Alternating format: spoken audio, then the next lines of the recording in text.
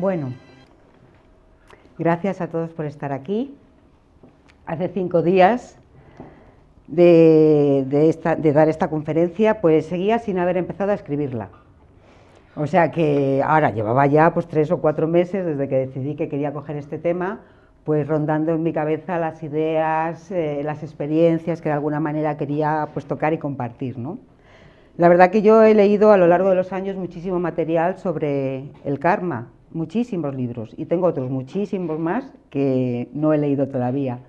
Y de alguna manera era un concepto que a mí pues siempre me había resonado y de alguna manera fue fácil para mí incluirlo en el conocimiento en aquel momento. La práctica no, pero lo que era el conocimiento, el que me resonara, el sentido de lo que es el karma, la ley de causa y efecto, pues sí. La verdad que este interés empezó pues un poco, bueno, pues cuando conocí este centro en el año 95, en aquel momento estaba en la Puerta del Sol 14 y además este año pasado, pues supongo que sabéis, ha cumplido 50 años, ¿no? CEIDE, Centro de Estudios y Divulgación Espírita. Fue aquí donde yo empecé a conciliar, al estudiar la doctrina espírita, ¿no? Esta filosofía, ciencia y moral, fue la que me reconcilió con la vida espiritual y lo que fue dando respuesta lógica a las inquietudes que yo tenía. Para mí, por aquel tiempo, era imposible entender a Dios. No podía entender que en su obra de la creación de la historia, humana, unos tuvieran la suerte de nacer en familias ricas, y otros en familias pobres, y otros tuvieran medios para estudiar, y otros para vivir cómodamente, y otros nacieran en sitios condenados a pasar hambre y morir por esta causa, o en familias maltratadoras, o a nacer como paralítico cerebral, que para mí por aquella época me parecía que era la enfermedad más terrible para los padres y para los niños, que la sufrían con muchísimos dolores. No encontraba que esa desigualdad entre las personas pudiera tener el mínimo de sentido y fuera fruto de la casualidad, y mucho menos de un Dios justo y que éste lo pudiera permitir. Yo no lo entendía. Para mí en aquel momento el Dios que me enseñaron no tenía ningún sentido y mi propia vida no tenía ningún sentido. Yo era cuadrada y racional y, como veis, me dedicaba a juzgar a Dios. En el año 94, mediante un curso que hice del método Silva de control mental, aprendí a trabajar con las frecuencias cerebrales y descubrí pues, que el hemisferio derecho trabaja con la frecuencia alfa, que es una frecuencia, es su estado natural, en el cual se producen o se pueden producir todas las potencialidades del ser humano, entre otras la mediunidad. Se abrió para mí entonces un mundo nuevo donde la persona podía crear su propia vida creando sus pensamientos. La mediunidad es la facultad que tenemos todos y que todos podemos desarrollar, lo que pasa es que hay algunos que la traen de forma natural desde niño. Con el espiritismo me llegó el conocimiento de la reencarnación y también me demostró de forma evidente a través de la mediunidad la existencia del alma y su supervivencia al cuerpo, su individualidad después de la muerte, su inmortalidad, las penas y las recompensas futuras mediante el principio equilibrador de la ley de causa y efecto, acción y reacción o ley del karma, como se llama en las tradiciones orientales, especialmente en la India. A lo largo de estos 22 años he tenido muchísimas experiencias familiares, he encontrado muchos autores, especialistas, médicos, terapeutas, científicos que han investigado sobre el karma y su relación con las vidas pasadas en miles de pacientes y además lo han documentado, con lo cual si es que es verdad que es un material que está al alcance de todo. En estas últimas décadas,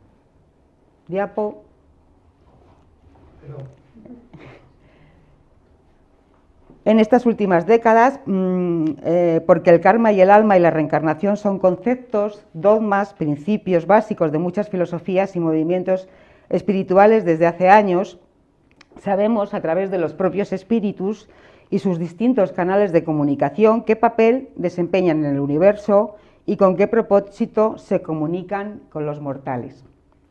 Y pronto se supo a través de ellos mismos que eran las mismas almas de aquellos que vinieron en la Tierra o en otros mundos, y que esas almas, después de despojarse de su envoltorio corporal, pueblan y recorren el espacio. Muchos aquí y por todo el mundo hemos tenido contacto con nuestros parientes, amigos que se fueron, y sabemos que el mundo espiritual y terrenal está en continua interrelación. Y unos a otros se contemplan pues, en sus múltiples trabajos y se influyen. Ya conocéis casi todos el fenómeno de la obsesión, ¿no? Hasta qué punto nos podemos influenciar desde el otro lado. Diapo. A ver. Sabemos que no muere sino el cuerpo, que nuestra alma o espíritu vive siempre, que están allí cerca de nosotros, viéndonos, observándonos, disfrutando de vernos cuando estábamos vivos y también sufriendo cuando nos ven sufrir. La muerte es solo del cuerpo, del envoltorio grosero del espíritu o alma, que es el principio inteligente que se va a otros planos de existencia, con su intelecto, voluntad, conocimientos, personalidad. Y por eso a tantos muertos les resulta difícil entender que están muertos, ¿no? Porque se ven con el mismo cuerpo, con las mismas intenciones, con las mismas ganas de fumar o de beber. Los espíritus, no siendo otra cosa que el alma de los hombres, no pueden volverse perfectos dejando su cuerpo. Por el contrario, conservan también las imperfecciones de la vida corpórea. Por eso se les ve en todos los grados de maldad y bondad, de ignorancia y sabiduría. Y siendo que es el cuerpo lo que les permite experimentar la dualidad, experimentarse a sí mismos, la reencarnación les permite progresar en cada vida, aprendiendo y experimentando a su ritmo y por el libre albedrío las lecciones planeadas anteriormente para evolucionar a las cualidades del ser divino que somos todos. Volvemos a reencarnar en muchos grupos familiares que nos aporten el campo de trabajo o batalla, y nunca mejor dicho lo de batalla, ¿no? Porque hay que ver algunas familias, donde, la mía, por ejemplo, donde poder experimentar las pruebas, lecciones, aprendizajes que superen antiguos rencores, tendencias dañinas y todo tipo de defectos de carácter, mentales, emocionales, que no dejan ver al genuino ser de luz que somos. Me interesa mucho este tema de familia y karma, karma y familia. Karma familiar, de cómo venimos en grupos familiares con un plan común de realización cuyo fin debe de ser evolutivo, pero a veces no es así para todos. Pero bueno, no pasa nada porque tienes oportunidades continuamente, ¿no?, de volver a reencarnar en otra familia, con otros roles. Una nueva obra de teatro donde los personajes familiares representan el papel condicionado al guión que necesiten para evolucionar a nivel individual y a nivel grupo. Yo provengo de una familia donde ha habido y hay mucho dolor, sufrimiento, enfermedad física y mental, muertes tempranas, emociones y relaciones tóxicas entre los miembros de la familia. Cuando contemplamos nuestra familia debemos de mirar hasta al menos nuestros abuelos, bisabuelos, primos, tíos, hermanos, a fin de detectar mejor los patrones, bloqueos, aprendizajes, juicios, creencias que guionizan algunos capítulos de nuestra historia familiar. Se trata de intentar aceptar y comprender mejor el papel que me ha tocado representar y que conscientemente elegí junto con mis mentores espirituales y que ayudan a planear la reencarnación, que pueden reparar mejor los errores cometidos en otras vidas. No es suficiente ser consciente del error, hay que sufrirlo, vivirlo para realmente reparar y entender el daño que he hecho. Por eso la confesión no es suficiente, hay que experimentar como víctima lo que hicimos como ejecutor. Como nos cuentan los espíritus, uno se convierte en su propio castigador al no tener la conciencia tranquila, limpia, más allá del túmulo cuando se hace consciente de sus errores. Yo me acuerdo que cuando empecé en esto del espiritismo, antes de entrar a ver el fenómeno, pues estuve estudiando como un año, porque yo, la verdad, no quería quedarme solamente con el fenómeno mediúnico y ya está, ¿no? El espiritismo para mí era muchísimo más importante. Así que tardé como un año en entrar a una mesa mediúnica, a ver qué era lo que ocurría allí. Y la verdad es que yo creo que fue la primera o la segunda vez que entré que tuve una experiencia importante con un espíritu que estoy seguro que no le importará nada que cuente su caso, porque de hecho viene a cuento, ¿no? Se presentó el espíritu de un paralítico cerebral que estaba vivo, o sea, lo que hubo es un desdoblamiento del espíritu y se incorporó a una de las médiums de allí, y de lo que quería era explicar por qué había elegido ese cuerpo de paralítico cerebral que suponía para un espíritu que tiene todas las facultades en un cuerpo físico, que de alguna manera, como sabéis, es lo que pone los topes, ¿no?, para que el espíritu se pueda manifestar. Pues estaba dentro de ese cuerpo porque él había sido un médico nazi y había hecho manipulación genética, había, pues imaginaros, ¿no?, ahí no voy a ahondar en lo que hacían con los niños, con las madres y tal, y él sentía todo ese daño que había hecho y de alguna manera una de las formas de reparar, parte de la forma de reparar era estar toda una vida dentro de un cuerpo físico que no le permitía experimentarse, ¿no? Imaginaros qué prisión. Y yo, bueno, para mí fue una lección muy, muy importante. Nacidos de los mismos padres, por las relaciones que hay entre nosotros de adultos, los sentimientos tan encontrados, sin causa real en esta vida, nos puede hacer pensar que como enemigos, que somos enemigos del pasado, que decidimos encarnar juntos para intentar limar las envidias, odios, rechazos, agresividad, culpa.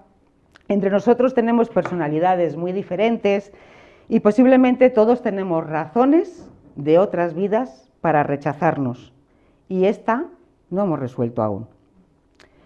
Parto en esta conferencia de que los que estamos aquí, esto es un centro espírita, pues estáis familiarizados con las bases del estudio del espiritismo, ¿no?, y la codificación de Kardec. El espiritismo, como sabéis, es la doctrina fundada sobre la existencia, las manifestaciones y las enseñanzas de los espíritus. Y de alguna manera se recoge en estos 5 libros de la codificación todo esto.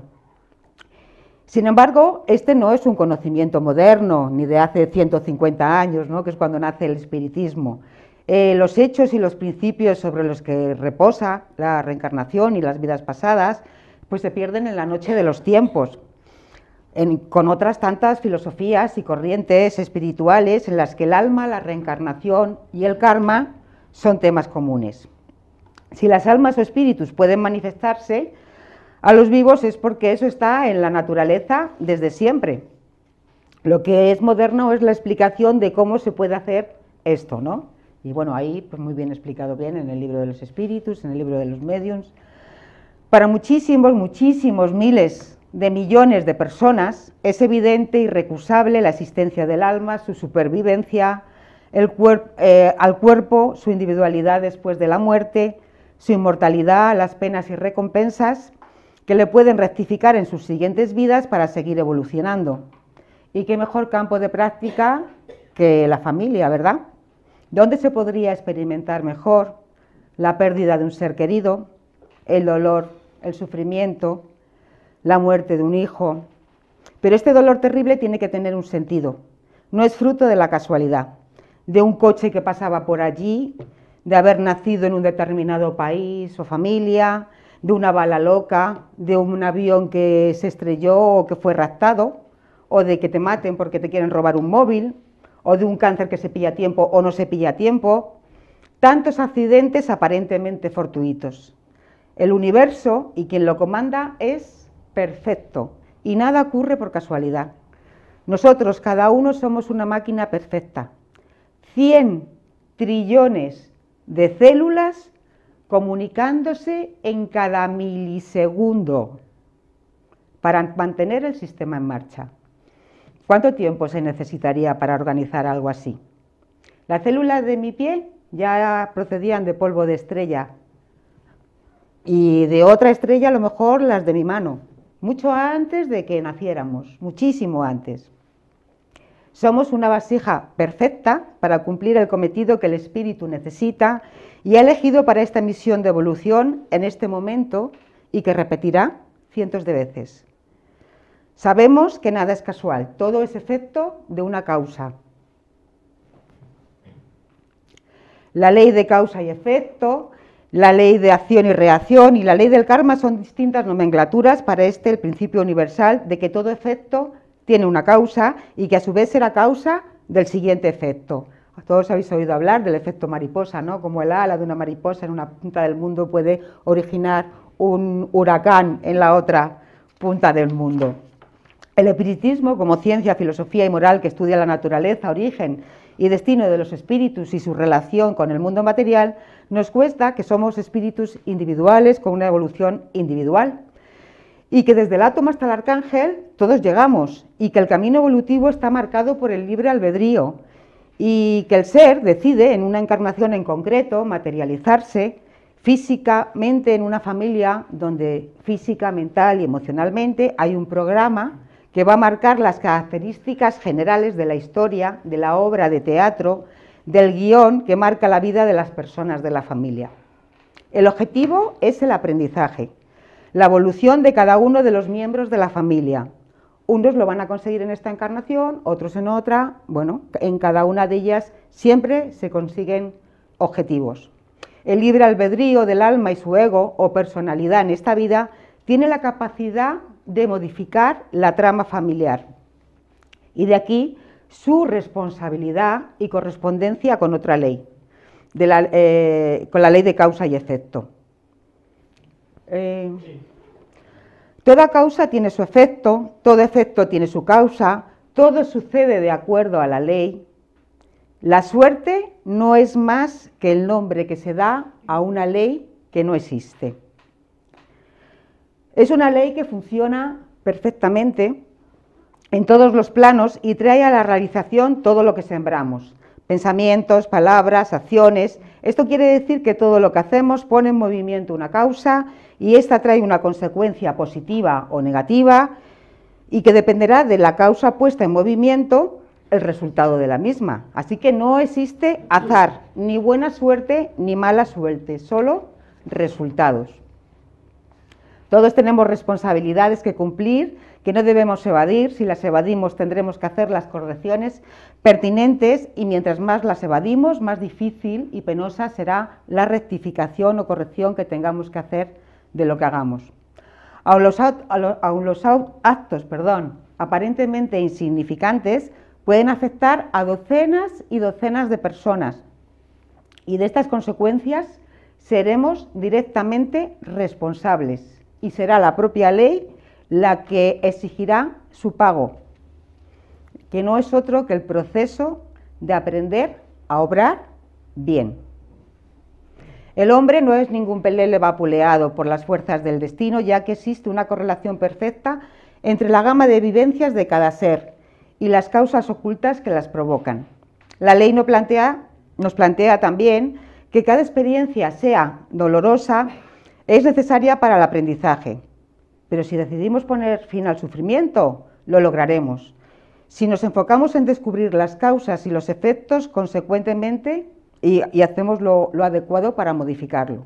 La finalidad de la vida es transformar todo aquello que nos causa sufrimiento en paz interior y felicidad. Y para lograrlo se nos dan todas las oportunidades necesarias. Estas se van a presentar como confrontaciones dolorosas. Tendrán múltiples repeticiones de la misma lección, lo que prolongará el sufrimiento hasta que corrijas el ingrediente inapropiado a nivel de las causas. Se dice que vivimos rodeados de espejos, pero en realidad se trata de otra aplicación más de la ley de correspondencia. Como es adentro, es afuera. Es decir, si existe un problema a nivel interior, lo viviremos reflejado en situaciones exteriores hasta que logremos sanar este aspecto débil dentro de nosotros mismos. Y qué mejores espejos que nuestra propia familia, a la que nos atamos por sangre más que por elección. Acabamos de pasar las Navidades y, bueno, habréis oído un montón de veces cómo muchas de las cenas familiares para muchos son una fuente de dolor, de discusión, de pelea, y aún así siguen considerando que tienen que pasar las Navidades juntos, ¿no?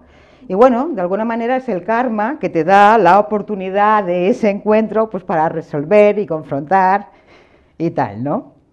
Por ejemplo, si eres alguien colérico, yo por ejemplo me reconozco como una persona que a lo largo de mi vida he sido muy colérica y con muchos petardazos de ira, pues seguro que permanentemente, si tú también eres colérico, se van a presentar experiencias de enojo.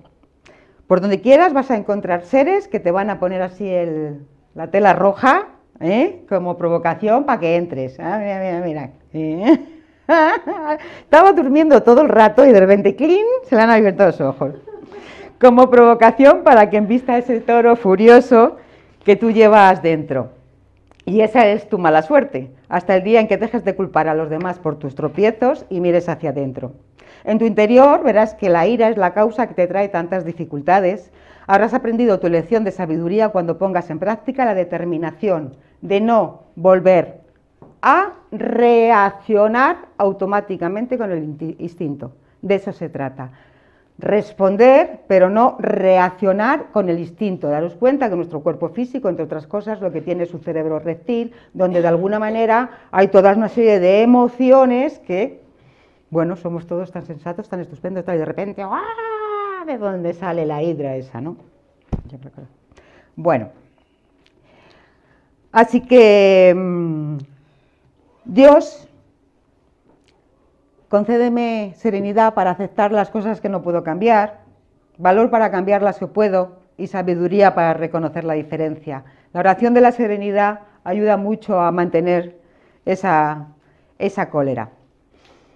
En cuanto empiezas a saber quién eres, en realidad viene una gran lucidez, una gran claridad en cuanto a tu comportamiento, en cuanto a tu máscara social, en cuanto a tu ego. Pero no se trata de destrozar el ego. Se trata de trabajar con él, de hacerle tu aliado, porque no deja de ser un instrumento del espíritu, porque es lo que conocemos y porque no estamos entrenados para actuar desde el ser. Así que está bien trabajar con el ego e ir modelándolo. Creemos que somos un cuerpo, una mente, un intelecto, unas condiciones, nos identificamos con ello. Y hasta que tenemos acceso por medio de la experiencia a quien realmente somos, consciencia ilimitada, un campo de infinitas posibilidades, a eso venimos, a experimentarnos como campo de infinitas posibilidades, a experimentarlas. Cada uno a su manera, conforme a su dharma o camino de vida, pero todos somos un deseo del universo manifestado. Somos un deseo de Dios que se expresa. De modo que cuando cortamos esa relación, la vida pierde sentido. El propósito para el que fuimos creados no se realiza. Por eso viene a nuestras vidas tantas enfermedades, tanta infelicidad. Vienen porque nos hemos olvidado de quién somos y de dónde venimos. Nos hemos reunido aquí, ahora, en este presente, en esta vida, para llevar a cabo un aprendizaje juntos. Tenemos un propósito común como familia biológica y como familia humana. Aprender a amar, a aceptar, a tolerar, a ser compasivos y finalmente cerrar materias pendientes o karmas acumulados. El karma familiar es un patrón de conducta o circunstancia que se presenta en la familia. ¿Cómo identificarlo? Os propongo una cosa. Os pido que durante unos segundos cerréis los ojos y respiréis profundamente. Os voy a hacer dos preguntas para que os contestéis en vuestra cabeza y si queréis luego trabajéis con ellas en casa. Cerrar los ojos, respirar profundamente. ¿Hay algún patrón de conducta o circunstancia que se repita en tu familia paterna o materna?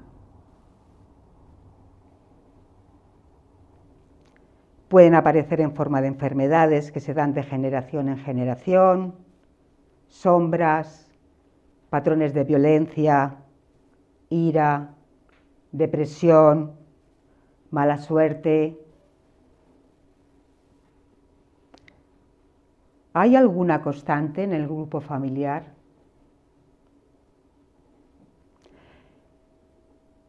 ¿Este o estos patrones se están haciendo presentes en tus hijos o tus nietos? Podéis abrir los ojos. En mi caso, hay multitud de mujeres en mi familia que han tenido que hacerse cargo de los hijos porque los padres, por ejemplo, las han abandonado económica y o afectivamente. Yo misma he tenido 2 hijos de padres diferentes que nunca han existido a nivel afectivo. Con el tiempo he aprendido que esta ha sido la opción de experiencia que mis hijos y yo hemos elegido.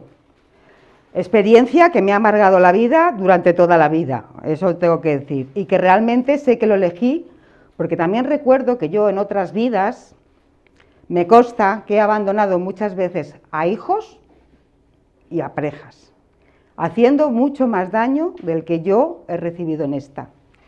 Pero parece que aún no he aprendido porque me sigo revolviendo frente a las circunstancias de esta vida y sigo echando culpas fuera. Y también, bueno, pues todo está cambiando porque de alguna manera también entiendo y honro a los padres de mis hijos en la parte de haber sido padres, pero bueno, me enfado menos cuando pienso en ellos. No, la verdad que han pasado de ser quizá mis verdugos a mis maestros y eso no significa para que, ¿me entiendes?, comprendas una cosa y ya todo sea suave, ¿no? Seguimos con el instinto que nos sale, el dolor, la historia, el sufrimiento, pero reconocer un patrón es realmente importante para coger y volver hacia uno mismo y cambiar en uno lo que necesita cambiar. Eso no quita para que luego la ley de causa y efecto se encargue de que ellos tengan que reparar lo que sea, pero no es cuestión mía, no soy yo el juez, no soy yo. El juez es cada uno de nosotros cuando estamos con una visión más elevada y vemos lo que hemos hecho. Cada ser humano le corresponde un padre, una madre, unos hermanos, un esposo, unos hijos. Con todos ellos está ligado por la ley del karma y algo le debemos y algo nos deben. De acuerdo a cómo nos hayamos comportado con ellos en vidas anteriores, pues la relación será de una manera u otra.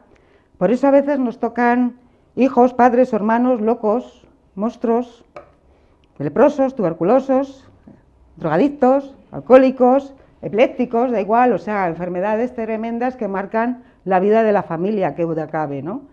Y que muchas veces también se han prestado a vivir ese sufrimiento para ayudar a la familia a evolucionar. También podemos merecer unos padres o hijos que nos maltratan y abandonan, un esposo que traiciona y maltrata a su esposa y viceversa. En situaciones familiares, por lo general, existe una lección particular y predominante que afecta a todos los miembros. Por ejemplo, es posible que todos los integrantes de una familia estén aprendiendo lecciones que tienen que ver con la forma de expresar adecuadamente la fuerza de voluntad. Entonces, por ejemplo, uno de los miembros se da el caso extremo de que es un intimidador y dominador en la familia.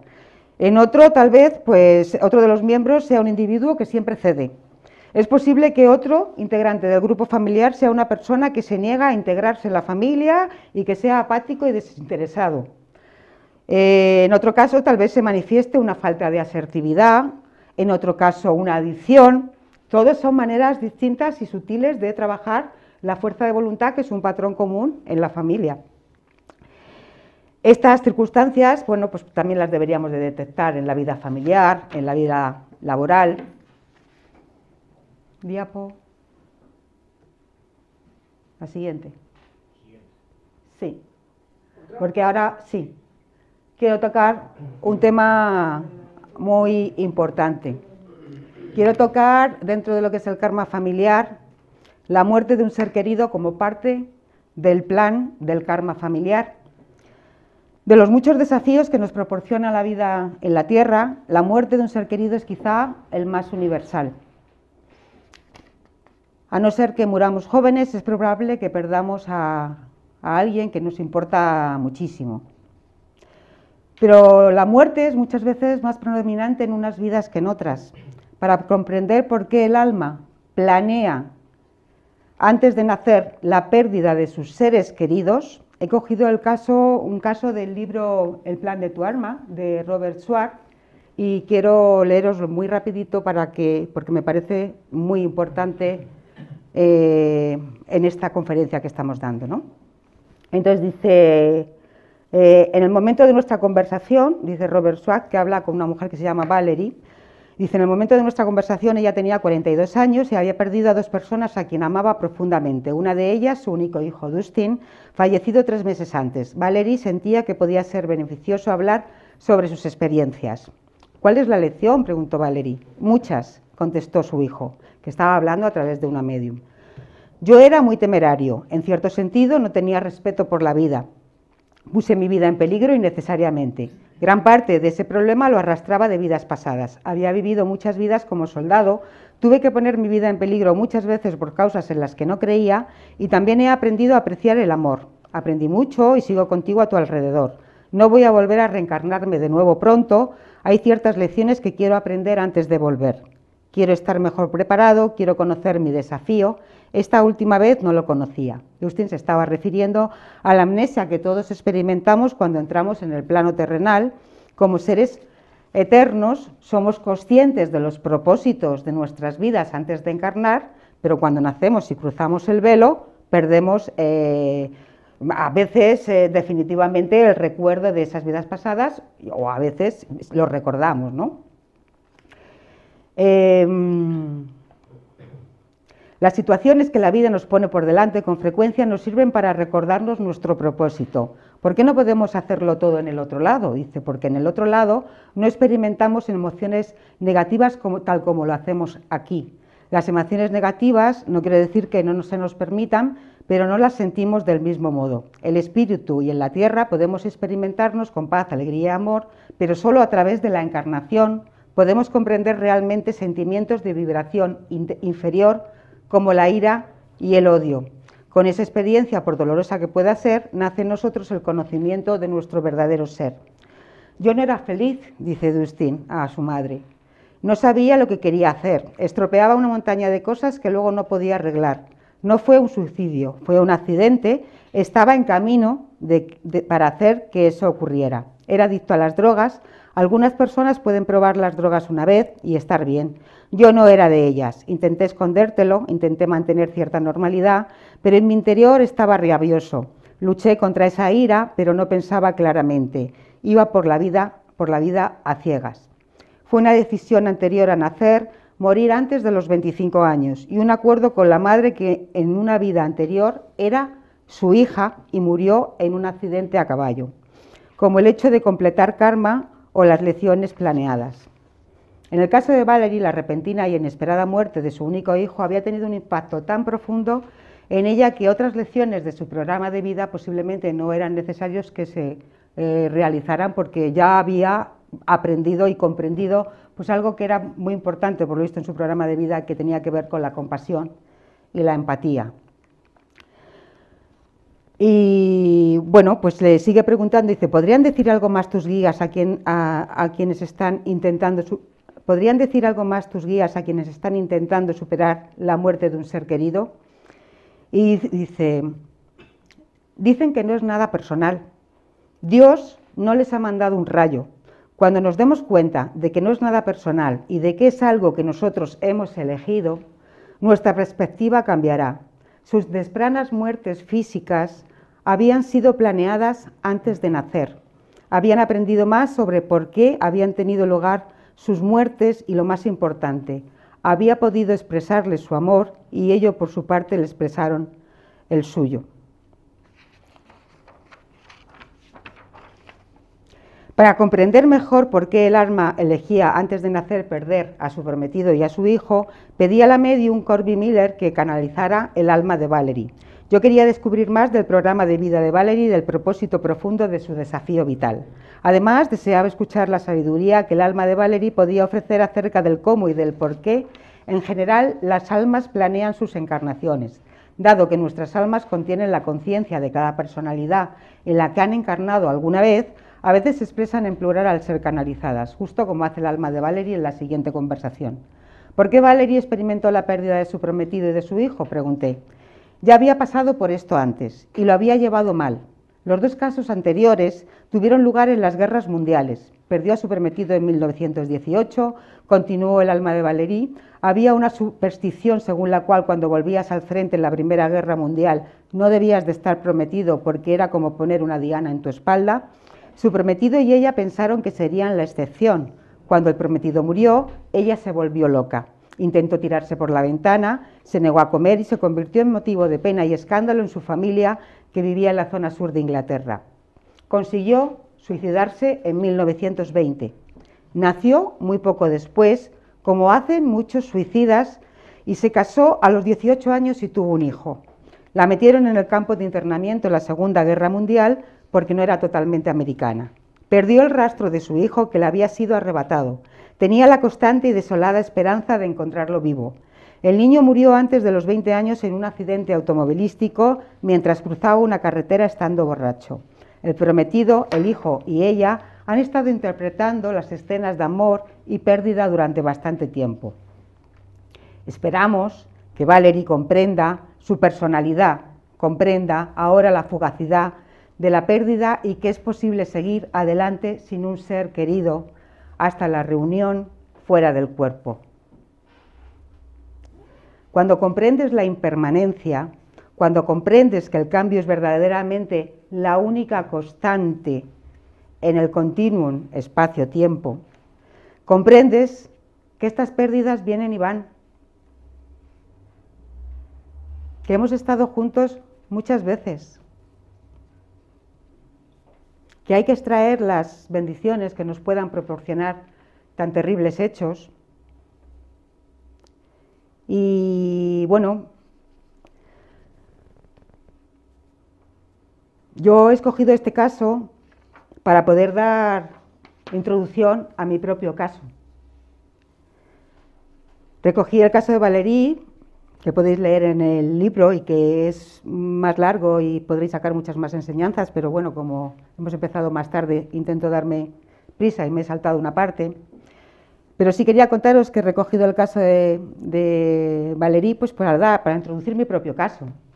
Yo perdí a mi hijo mayor, Nicolás, por cáncer, después de que luchara 9 meses como un jabato. Pues el 1 de abril hará 8 años. Nunca imaginé que tendría que pasar por semejante experiencia de sobrevivir a mi hijo.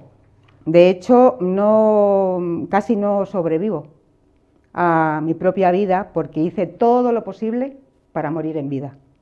Aun siendo conocedora de que esta era una experiencia que ambos decidimos vivir, Nico me explicó que ambos en otra vida habíamos sido vividores y que habíamos desperdiciado y arruinado la vida física que tuvimos por los excesos de todo tipo, como es de imaginar. Y os diré que la tendencia de vividora y fiestera me la he traído a esta vida y me está costando muchísimo. Porque el tirón lo tengo, ¿qué quieres que te diga? También me dijo que él había elegido esta enfermedad tan dolorosa y larga como experiencia para la familia, para unirla en los buenos sentimientos. Y así ocurrió. Algunos miembros de mi familia se unieron nuevamente después de que parecía que había experiencias irreconciliables. El dolor de algo así en un joven miembro de la familia, pues quizá hizo reflexionar desde las entrañas que es mejor ser feliz a tener razón y que no hay razón terrenal suficiente que haga que no puedas volver a empezar con tu hermano, con tu padre, con tu madre, o con tu pareja, o con tu hijo. Y también sé que mi hijo estuvo mucho tiempo preocupado y pendiente de si podría salir adelante, porque mi noche oscura del alma fue muy oscura y muy larga. Y no fue suficiente el conocimiento de todo esto para aceptar, y en mi caso, pues la rebeldía, la ira, el enfado, la depresión, el sufrimiento, pues fueron los colores insanos del camino que debía de recorrer. Las historias del pasado se enquistan y sobrevuelan mediante pensamientos inútiles que se repiten una y otra vez y se hacen protagonistas de nuestra vida.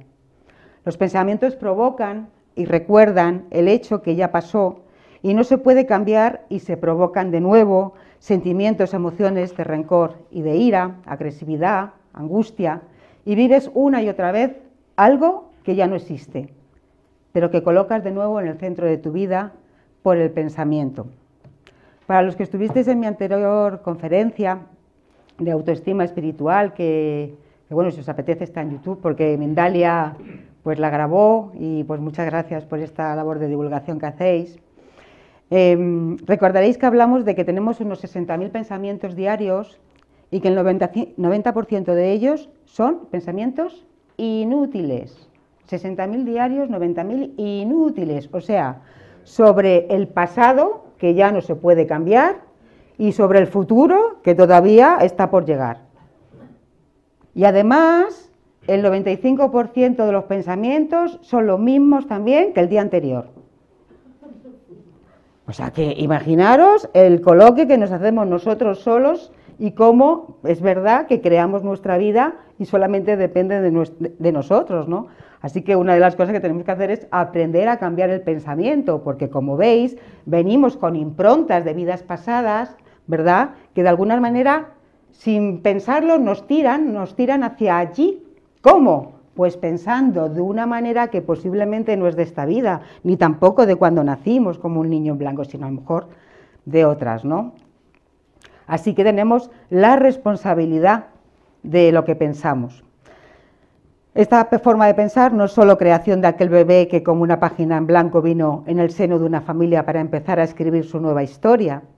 Tenemos todas las potencialidades del ser de luz que somos.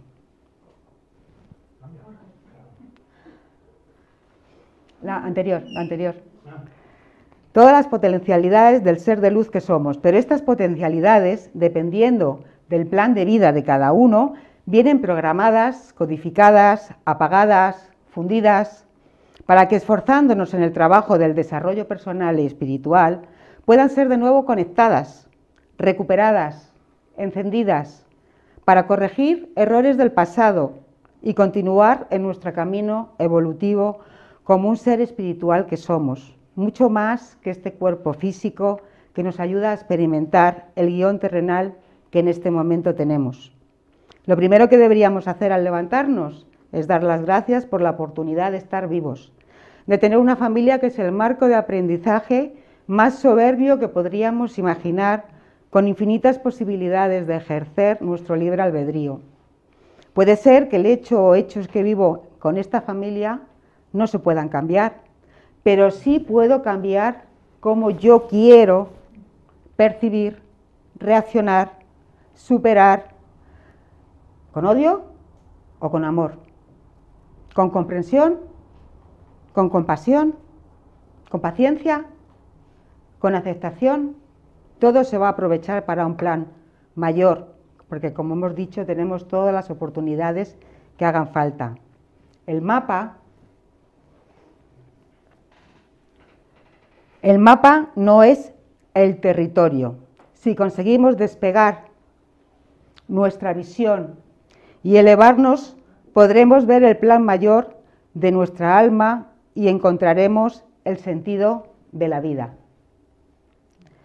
De nuestra vida en la tierra, que no dejan de ser episodios del libro mayor, que tendrá un final feliz para todos, pues todos llegaremos a nuestro verdadero hogar.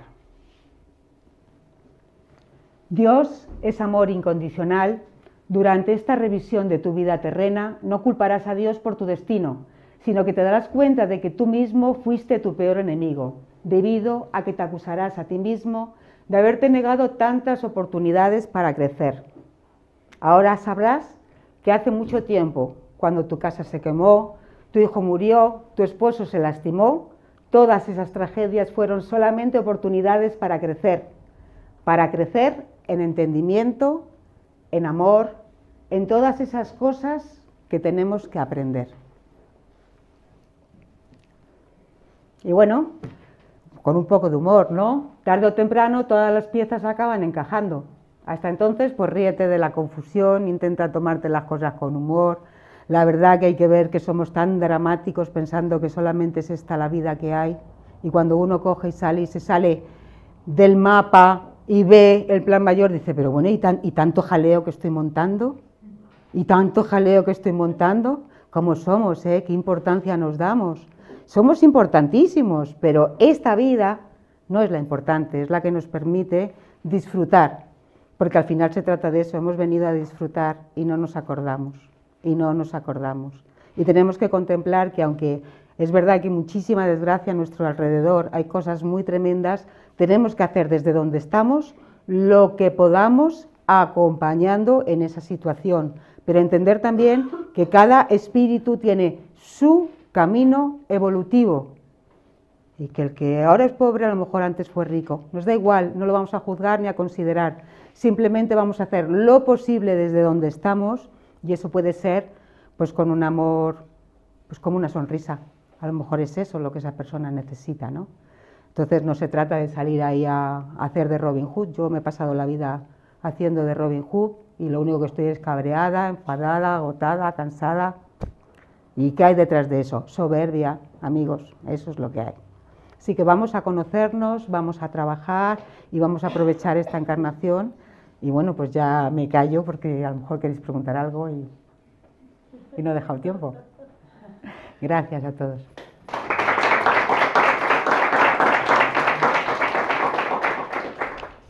¿Tenéis alguna duda? ¿Algo que preguntar? Muy buena. Sí, yo te quería preguntar, Ángela.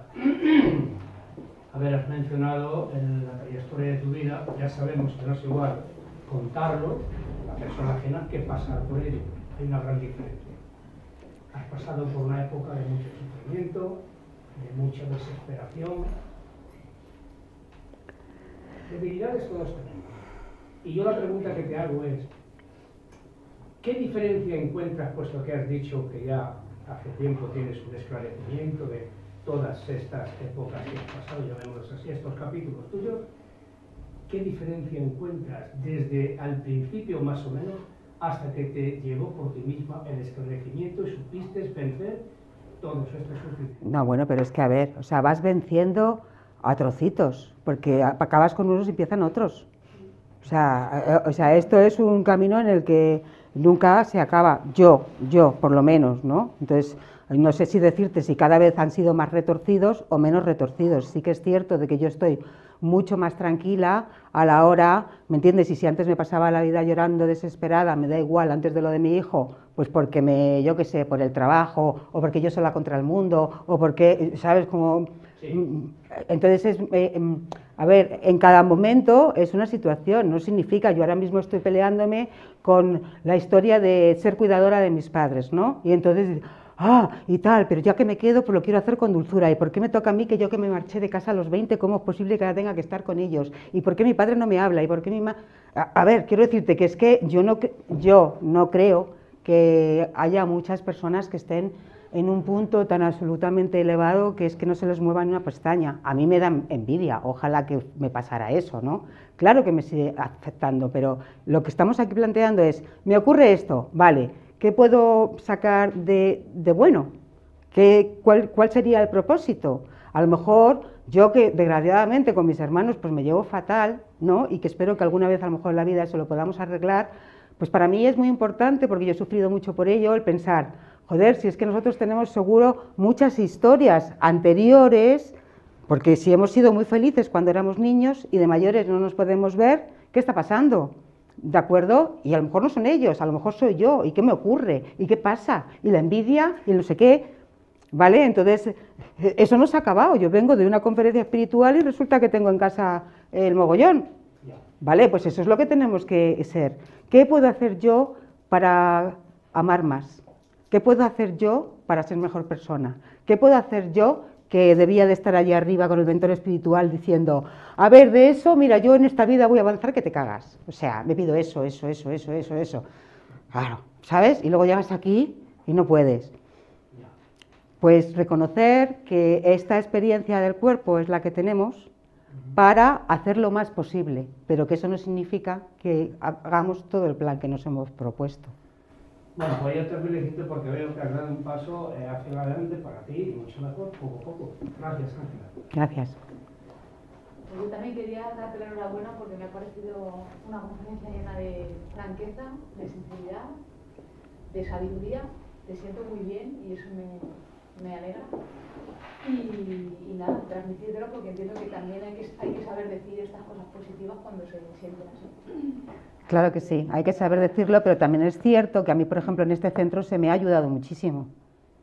Porque, quiero decirte, entre otras cosas, lo que hablábamos, ¿no? Las influencias que hay del mundo espiritual al mundo físico, tal cual, vamos, todos y todos tenemos pues un montón de seres que aprovechando cuando estás mal, y es muy fácil bajar la vibración, o a mí por lo menos me resulta muy fácil bajar la vibración, pues no te digo nada, abro los brazos a que vengan amigos sintonizando en todo lo fiestero y todo esto que os contaba, imaginaros, ¿no? Claro, y aquí, claro, se me ha ayudado mucho. Es que es importante también saber todas esas cosas, ¿no? Que realmente hay que conocer más de nuestro mundo espiritual. Y que las pruebas no son solamente pruebas en los trabajos y pruebas en la familia, sino que hay pruebas invisibles. Y eso sería muy importante de conocer. Así que yo, gracias a vosotros, que seguís con esta labor. Bueno, nada, estupendo. Sí. Solo una conclusión. Con esto quieres decir, más o menos, con la conferencia, que nuestro gran trabajo de reconciliación, de aprendizaje, es en la familia, primeramente, y luego fuera de nuestra familia. Claro, es que esa es la única razón de que volvamos. Porque si no nos quedaríamos allí, ya cada uno con la historia, pero se trata de que no, de que hay que resolver. ¿Y dónde resuelves? Resuelves desde la experiencia de la carne, que es la que pesa, que es la que duele, que es la que te permite la dualidad. Lo bueno, lo malo, los opuestos, los tales, esa historia de luz, sombra. Porque si, imaginemos, ¿no? Solamente éramos luz y no sabíamos que éramos luz, ¿cómo sabemos que somos luz? Bueno, un poco, no sé si te he contestado.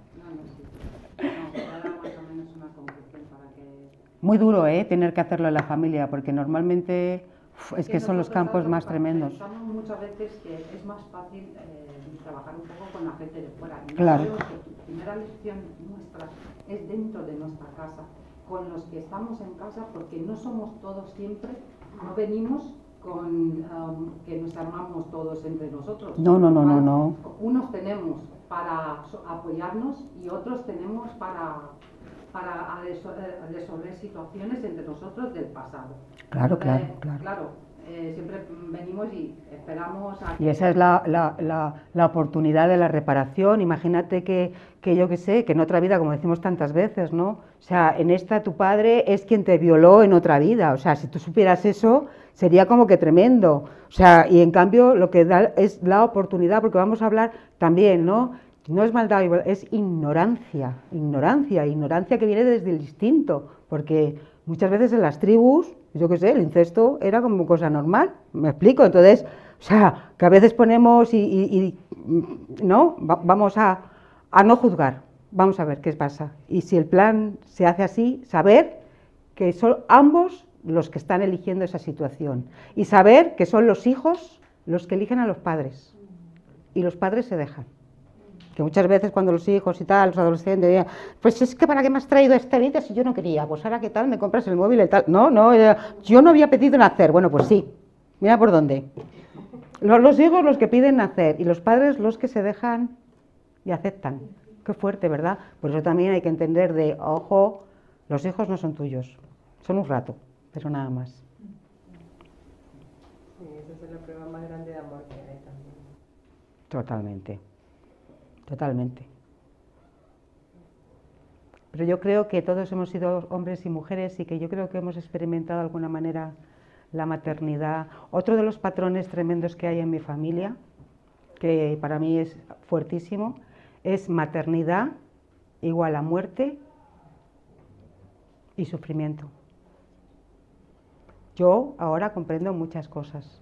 ¿Cómo es posible el miedo de, no ya porque me haya ocurrido, porque además es que han ocurrido muchas veces muertes de hijos, antes y después y tal y cual. Entonces, maternidad, ¿sabes cómo te digo? Es muerte. Entonces, tú imagínate un patrón de estos, ¿cómo te marcan la vida? Está bien saberlo, este es uno de mis últimos descubrimientos. Pero tiene que ser así. Pregunto, ¿tiene que ser así? No. Quiero decir, por ejemplo, en mi caso, que mi abuela perdió a un hijo, mi madre ha perdido otro, ¿yo tengo que perder a una de ellas? No. Yo lo que te estoy hablando es que curioso que me ha ocurrido esto, que yo nunca lo había relacionado, y es que efectivamente no es por el hecho en sí, sino por lo que se siente. ¿Sabes? Porque los hijos no haría falta a lo mejor que fuera una muerte física, con que surgiera y se hubiera marchado de tu casa, imagínate, y nunca más la has visto. O sea, hay muchas maneras de perder, ¿no? A un hijo, fíjate.